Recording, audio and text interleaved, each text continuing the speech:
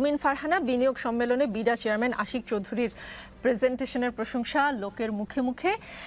কোনো রাজনৈতিক দল যদি আজকে ক্ষমতায় থাকতো তাহলে কি এমন প্রেজেন্টেশন আমরা দেখতে পেতাম? মানে রাজনৈতিক সরকারের নিয়োগ কি কখনো এমন হয়? আপনাকে অসংখ্য ধন্যবাদ। দেখুন, এই সরকারটির দুটো জিনিস আমি খুব গভীরভাবে পর্যবেক্ষণ করছি। একটি হচ্ছে ম্যানুফ্যাকচারিং কনসেন্ট, মানুষের মত কোন দিকে যাবে, মানুষ কি বলবে, মানুষ কি ভাববে, মানুষ কি রাজনীতি দেখতে চাইবে, সেটা খুবই সুচারুভাবে ম্যানুফ্যাকচারিং কনসেন্ট যেটাকে বলা হয় সেটাই সরকার করছে। আর দুই হচ্ছে এই সরকারের পিআর অসাধারণ। সেই পিআরের ফল আসলে বাংলাদেশে আমরা কতটুকু ঘরে তুলতে পারবো সেই প্রশ্ন থেকেই যায়। কিন্তু ডক্টর মোহাম্মদ ইউনূস তিনি পিআরের ব্যাপারে একজন অতি দক্ষ মানুষ এবং তিনি তার দক্ষতাকে সর্বোচ্চ পর্যায়ে কাজে লাগাচ্ছেন।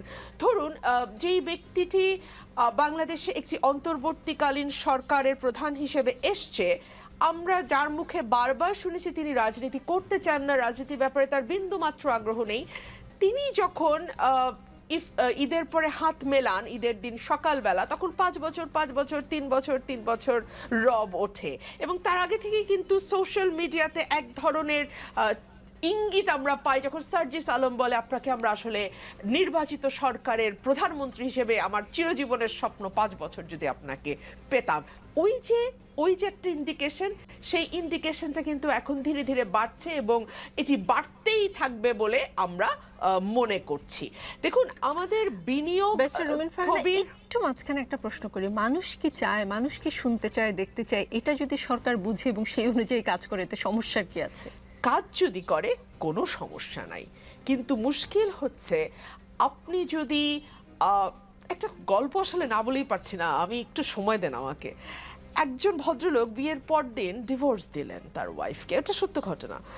তার ওয়াইফ মানে খুবই upset and depressed and she was like, এটা তুমি কেন করলে? বলছে তুমি আমাকে ঠকিয়েছো, কারণ তুমি যে রূপটা আমাকে দেখিয়েছো এটা আসলে তুমি না। পরদিন যখন মেয়েটি তার আসল রূপে আসলো, হাজব্যান্ডের মানে দাবি ছিল যে তুমি আমাকে ঠকিয়েছো, তুমি আমাকে এই চেহারা দেখাওনি, বিয়ের আগে যতবার দেখা হয়েছে তুমি ফুল মেকআপে এসছো, আমি জীবনেও তোমাকে আসল চেহারায় দেখিনি। সো কাজ যদি ইমপ্লিমেন্টেড হয় কোনো অসুবিধা নাই, কিন্তু তারপরেও নিকোল একটা অসুবিধা আছে। অসুবিধাটি হচ্ছে বাংলাদেশ তো সাংবিধানিকভাবে একটি গণতান্ত্রিক রাষ্ট্র, তাই না?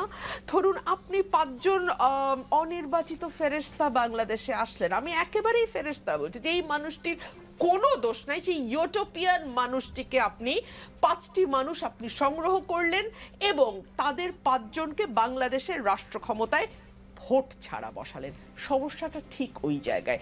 হয় আপনি সংবিধান পরিবর্তন করে এমন কিছু প্রভিশন আনতেই পারেন, মানে বাংলাদেশের মেজরিটি যদি চায় যে অসাধারণ অনির্বাচিত ব্যক্তিরা যারা বিভিন্ন ক্ষেত্রে তাদের উজ্জ্বলতার স্বাক্ষর রেখেছেন তারা বাংলাদেশকে রান করবেন, সেটা তারা সেরকম যদি বাংলাদেশের মেজরিটি চায় সেটা হতে পারে, কিন্তু এখন পর্যন্ত তো সেটা চায়নি।